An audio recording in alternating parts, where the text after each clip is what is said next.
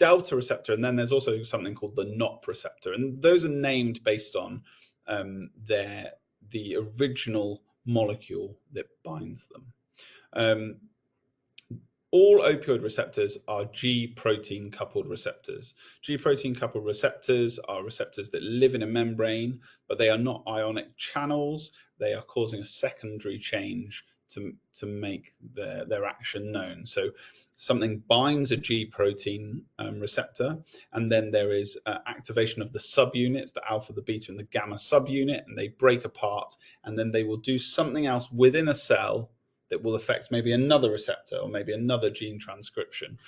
So they're not direct ionic channels or nicotinic channels, or these are metabotropic receptors.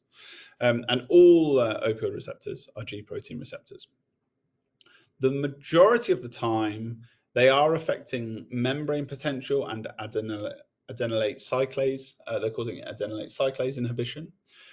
And the way they do that is that opioids bind to the opioid receptors, and then the subunits fall apart, or they break apart, and then they have an effect both on different channels and on the adenylate cyclase. So one thing that they do is that the subunits will normally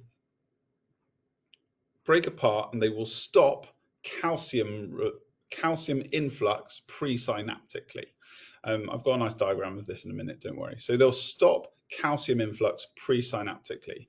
And that, as you know, if we think about presynaptic and a postsynaptic junction, we need calcium influx presynaptically and to allow our neurotransmitter release across the synapse.